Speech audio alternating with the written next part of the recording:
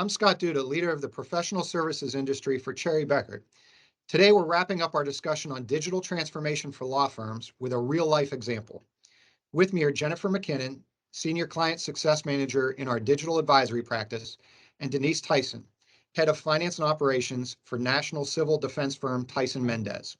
Welcome, Jennifer and Denise. Jennifer, can you give us a little bit of background on yourself and your experience with digital transformation? Absolutely. So I'm a senior associate with Cherry Bekaert. I work as a senior client success manager, project manager for the past few years, working with clients, as little as 3 employees up to thousands of employees, helping them along their digital transformation and analytics journey. Great. And Denise, I know your title is Head of Finance and Operations, but I imagine there's a little bit more to that. And so can you talk to us a little bit about your role? Sure. Hi, Scott. Thanks for having me. So that is my title. I pretty much, the way I describe it is I do anything at the law firm that most people don't want to do.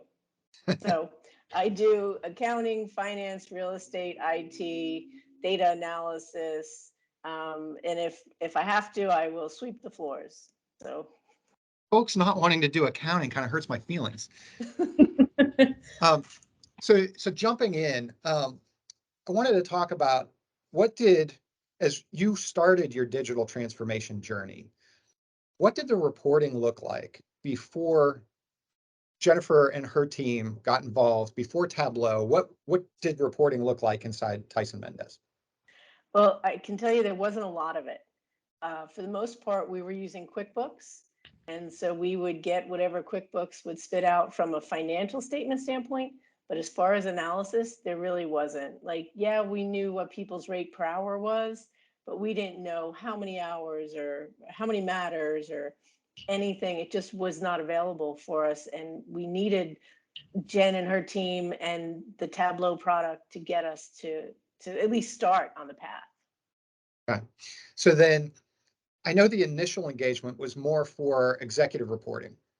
Talk to us about that initial engagement, the impact, and then sort of what that resulted in. And Jennifer, maybe you can start there with what was that initial engagement for, and then how did that progress?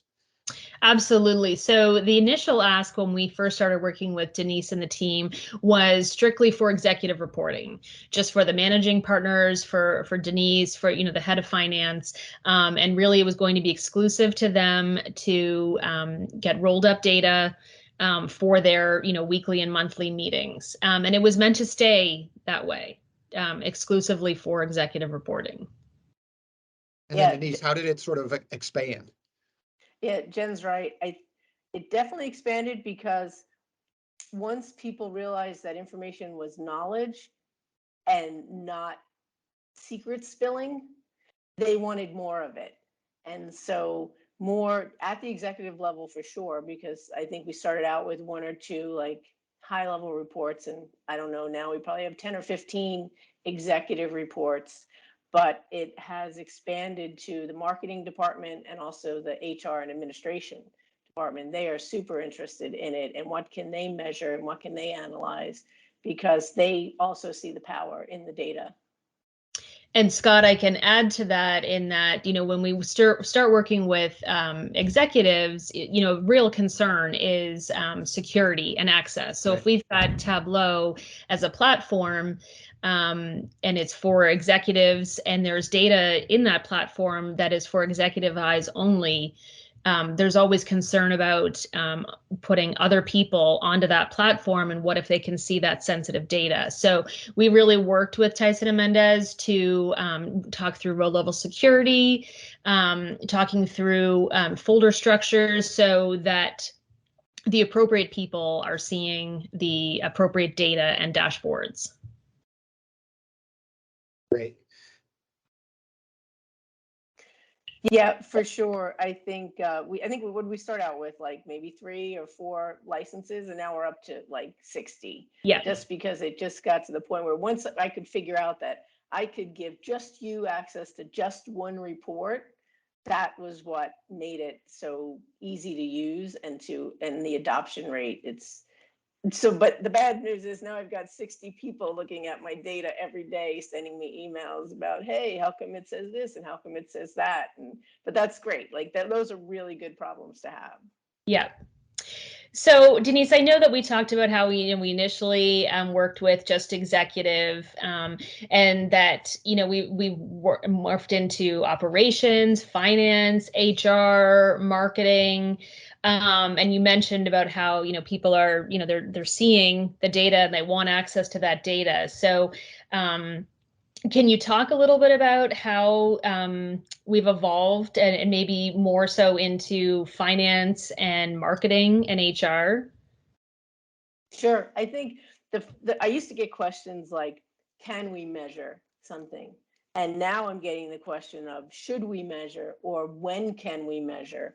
And it's coming from all different departments. So the finance ones are easy. It's how many cases do we have? How many billing hours do we have?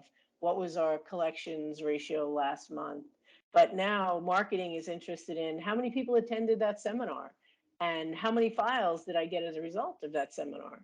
And HR, you guys were able to connect Bamboo HR into Tableau as well. Originally, our one source of information pull was coming from our operational system called ProLaw. And now you're pulling from Bamboo HR. So HR can see their retention rates and they can see where we have a team structure. So they can see by team, who's on what team, who's left the team, what's the turnover ratio per team. And so it's just everyone is can't believe that they didn't have this before and they just really just want more. And I think one thing, Denise, that you and I have done really well, and it's evolved throughout the rest of the firm, is you'll quite literally draw something on a piece of paper and send it to me. Or with some of the other groups, they'll say, well, I want to know who's leaving the firm or why or when. And I think one thing that we've brought to the team is really diving down and understanding, why do you want to know that information? What will you do with that information? And what is the best way for someone to view that so they can make an actionable decision? Would you And agree?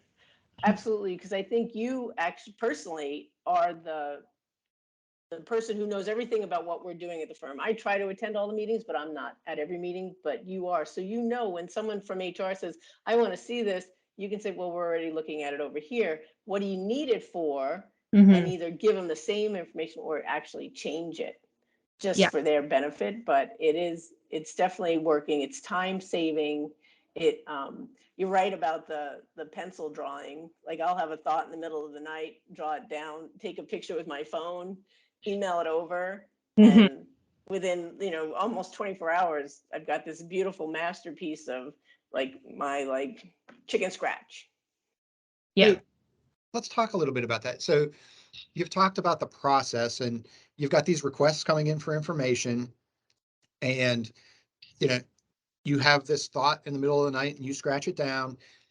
From a business intelligence and sort of strategy, like pulling it all together, how does Cherry Bekaert fit with Tyson and Mendes? Like, who is driving that process? What are the roles on the team, I guess, as we look to pull all those different questions or requests or ideas together? What does that look like?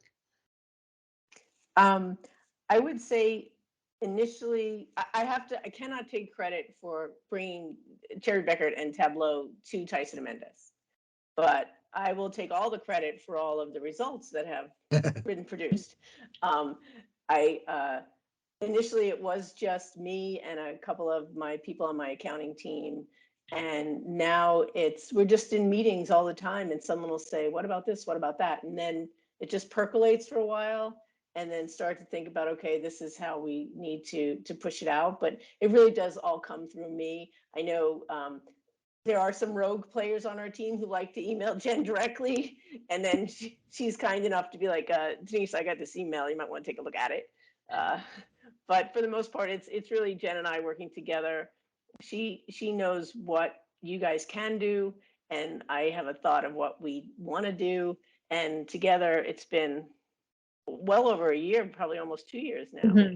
Yeah. that we've been doing this, and the results are just the business intelligence is unbelievable when you just think about it. Like, what if this? What if that? And it's really just come to fruition for us.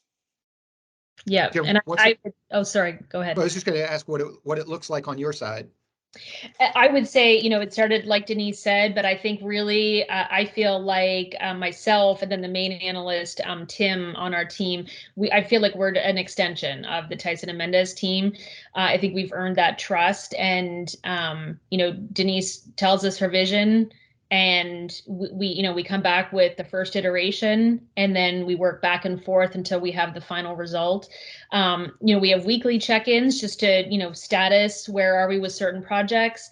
And then for the most part, it's, myself and the analyst team working with either Denise's team or the marketing or finance teams, and really working ourselves with that group to bring the analytics to life that they're asking for.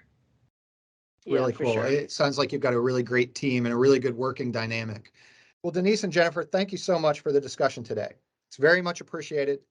For our listeners, contact information for Jennifer is included in the podcast. Please reach out, as we're happy to be your guide forward on your digital transformation journey as well. Thank you so much, Scott. Thanks so much, Scott. Thanks, Jen.